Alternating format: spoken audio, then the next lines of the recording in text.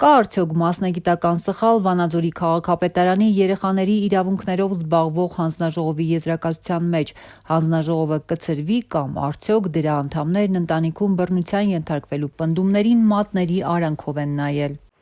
Վանաձորի քաղաքապետարանի խնամակալության և հոգաբարձության հանձնաժողովի օրինականությունը վիճարկվում է դատարանում, հայցվորն ընտանեկան բռնության ենթարկված մի երիտասարդ կին է, որ փորձում է ապացուցել հանձնաժողովի բացասական եզրակացությունն իր մասին անհիմն է, իսկ ինքը լավ մայր։ Առհասարակ բռնությունը չունի արդարացում, ու դա հստակ է օրենքով է։ Բռնությունը չունի արդարացում։ Ու իմ անձնական կաշվի վրա եմ զգացել, թե ոնց է դու օրինակ բռնության ես ենթարկվել ու արդարանում ես դու։ Այսինքն մեր երկրում դեռ այդ բանը կա, որ դու պիտի արդարանաս մի բանի համար,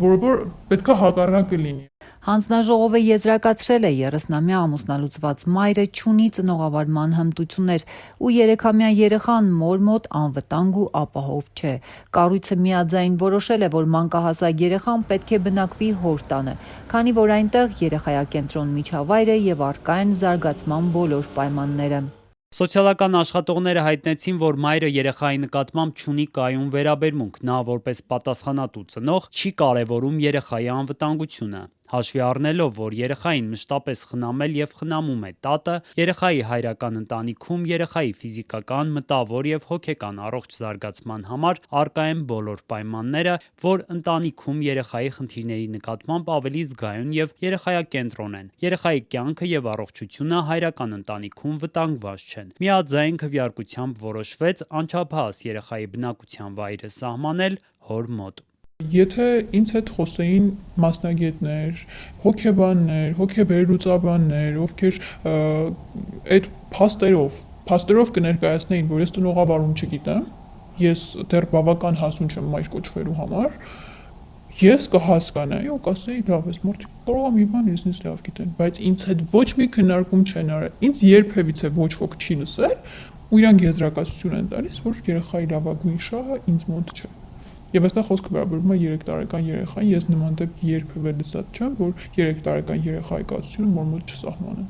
Ինչու է համայնքային կառույցը կնոջ համար նման ծանր որոշում կայացրել ու փոքրիկին մորից առանձնացնելու մասին եզրակացություն ուղարկել դատարան, որտեղ քննում են երեխայի հոր կամ մոր մոտ ապրելու հարցը։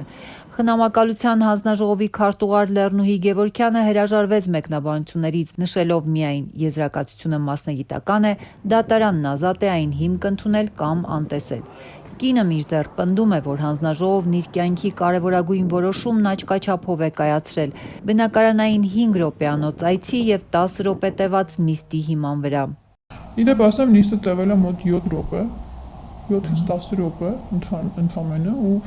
իրենց նյարդերի վրա նաև ազդում էր այն հանգամանքը, որ ես ու ամուսինս բավականին adekvat իրար հետ շփվում էինք, չգիտեմ, իրենց պատկերացումներով մենք մտնելու էինք այդտեղ կիսաբաց լուսամուտներ անեինք, ինչ-որ իրար տայինք, սպանեինք, այդ ամեն ինչը չեղավ, իրանք թենց շատ նեղվեցին, նաև արտահայտվեցին, որ ինչ եք ձեզ այսպես պահում, նստել եք ծիծաղում եք, որ ինչ, մենք այստեղ լուրջ հարց ենք քննարկում, դուք երկուստը անլուրջ եք։ 6 հանձնաժողովականների և 2 հրավիրված սոցիալական աշխատողների մասնակցությամբ տեղի ունեցած նիստի արձանագրության մեջ կնոջ նկատմամբ բռնության մասին հիշատակված է ընդամենը 1 նախադասությամբ։ Երեխայի մայրը հեռացել է ամուսնու ընտանիքից պատճառաբանելով, որ բռնության է ենթարկվել։ Այդտեղ ամենաառաջի հարցերից մեկը ինձ եղել է հետևյալը, կոնկրետ որ հատվածի տեղ խփել։ Իրանց մտածելակերպը բնականաբար, որ եթե ամեն օր դու ռեժիմով ինչ-որ ծեծ չես կերել կոպիտ ասած, ուրեմն դու բռնության չես ենթարկվել։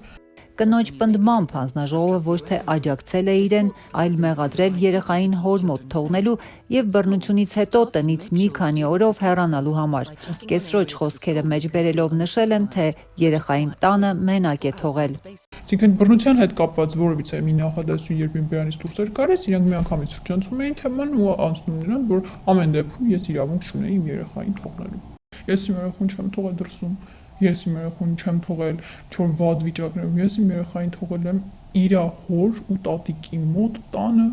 ընդամենը, ու ես եղել եմ շատ վատ վիճակում, որտեղ ես իմ հաջորդ քայլի մասին չգիտեի, այսինքն երբ որ դու հոգեբանական վատ վիճակում ես, քո վատ վիճակում մի հատ դու երեխուդ վերցնես, այսինքն ես այդտեղ դուրս կգար, որ ես ավելի շատ ես այդ դեպքում իմ երեխու մասին չէի մտածի, իսկ իմ երեխայի հայրը երբևիցե վտանգ չի հանդիսացել իմ երեխայի համար։ Ես հետ եմ եկել իմ ամուսնու տուն, այսինքն եթե ես ինչ-որ շատ վատ բան լինեի արած, ինձ այդտեղ չէին ընդունի։ Փաստաբան Մերի Կարապետյանը մեկ այլ փաստ է բարձրաձայնում. հանձնաժողովը բացասական եզրակացության հիմքում դրել է նաև այն, որ կինը ծնողներ չունի։ Եվ իմ կարծիքով սա թե խտրական մոտեցում է եւ թե թիրախավորում է ոչ լիարժեք ընտանիքում մեծացած անձանց, այդ թվում նաև հաստատություններում գտնվող անձանց։ Դրանից հետո կասկածներ առաջացան, ինչպես հանձնաժողովի ձևավորման իրավաչափության, այնպես էլ վերջիններիս մասնագիտական պատրաստվածության վերաբերյալ։ Մինչ վարչական դատարանը քննում է հանձնաժողովի գործունեության իրավաչափությունը, երիտասարդ կինը փորձում է գտնել հարցերի պատասխանը, ինչու սպասված աջակցությունը չգտավ պետական ու համայնքային կառույցներում։ Նա արդեն հասցրել է հիասթափվել իրավապահներից, որոնց դիմել էր ընտանեկան բռնության մասին բողոքով։ Բայց այդ օգնությունը այնքան են երկարացնում, այնքան են ձգձգում, այնքան հարցեր են տալիս, որ ավտոմատ կերպով նաև ասում են քո հոգեբանության վրա, առանց այն խեղաթյուրված հոգեբանության վրա, իրենց հարցերի, իրենց անիմաստ հարցերի, մի խոսքով, որ չես ստանում ոչ մի տեսակի օգնություն, հոգնում ես ու ինչ-որ մի ժամանակ ուղղակի դադարում ես պայքարելուց։